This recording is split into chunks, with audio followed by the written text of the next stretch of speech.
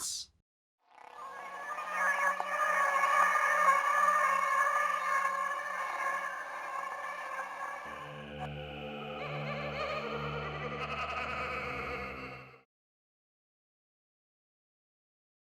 Marcia Miller, a recent guest on Donna Jean's Coffee House of Horror, shares another tale of her ghostly encounters. Only this is when she was a small child. So turn out the light and pull up the covers as I share a tale of the paranormal. When I was little, I lived in Syracuse, New York with my family in an elegant 4-story home. We had an attic and a basement in addition to the first and second floor that my father decided to finish and transform into a playroom for me and my older brother. It was beautiful and featured a bay window with a bench seat. I loved to sit at the window and draw everything that I saw outside from that window. One day in the attic, I slipped off of the bench while drawing, and I noticed that the cushion had slightly moved with me, revealing that it was hollow underneath. Curiosity got the best of me, and I moved the cushion to see if there was anything inside of the bench. I found a board game-shaped stone with a glass top that covered letters that were etched into it, and each corner had a triangular figure with 3 interlacing arcs. I stared at it in amazement. It was beautiful despite not knowing what it was. My brother explained that he had seen it before in an old horror movie. It was a Ouija board, only this one was made from granite.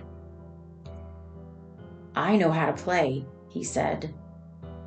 We sat on the floor, we placed our hands on the planchette, and he explained the rules to me as we went along and started to ask questions. "Is there someone here who wants to talk to us?" The planchette slowly inched to yes. My brother continued, "Are you here to play with us?" Again, it moved to yes. "Can you show me where you are here?" With bated breath, we sat quietly in the attic, listening for the slightest of sound or the faintest hint of something moving. Suddenly, the wind chimes I had hung by the window fell from the wall, startling me. I was frightened and didn't want to play anymore. "Wait," my brother cried out. "I want to ask what their name is." He paused for a moment to muster up courage to ask one more question. "What is your name?" The planchette slowly slid across the glass top, spelling out a name. A-L-I-C-E.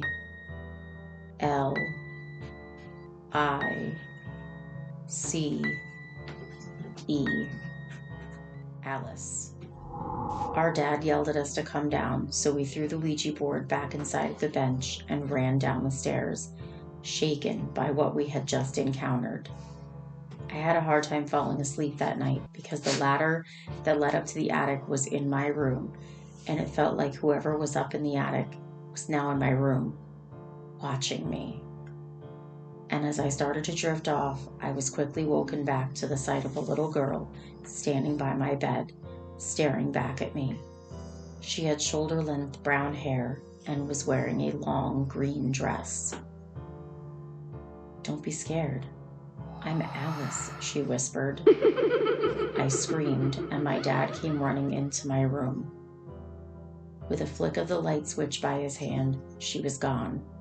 I told him what had happened, and he explained it all away as me just having a bad dream. A few days had passed when weird things began to happen around our home. Remote controls, house keys, my toys, and even my brother's shoes had gone missing. Almost as if someone was playing hide and seek with our belongings. It angered my dad, and he blamed my brother and I for playing tricks. I tried to tell him about Alice again, but he did not want to listen. So I ran up to the attic to get the Ouija board to show my dad. But when I opened the bench, it was gone. Later that night, when I was trying to go to sleep, Alice appeared to me again. I asked her what she wanted, and she responded in a soft, innocent tone, "To play." I told her I couldn't play with her and shut my eyes to go to sleep. Alice was not happy with my answer and became more determined to make her presence felt in our home. Only now cabinets would open on their own, and every so often we would feel the slightest of touches from someone's ice-cold hand grabbing us, despite nobody being there. As things got worse, my brother finally fessed up to my dad about playing the Ouija board. We explained where we found it and that it was gone when I went to go find it to show him. My dad believed us and asked us to stay brave while he figured things out. Alice continued to make her presence known, and it wasn't until 3 weeks later that I found the Ouija board. It was hidden on a shelf above the washer in our basement. I ran to get my dad, hoping that it would still be there when we got back. It was. He and my mom sat down to play it and soon connected with Alice. In that stern parent voice, they told her that she was not welcome there any longer. The basement window shattered, startling us, and the planchette drew still. Not taking any chances, my dad disposed of the board at the junkyard, and gone with it was Alice and all of the activity that came with her. Not too long after that, we moved away and never encountered Alice again. Have a story about the Ouija board or something paranormal? Share it with us and maybe it will be told in a future episode. Until then, sleep tight.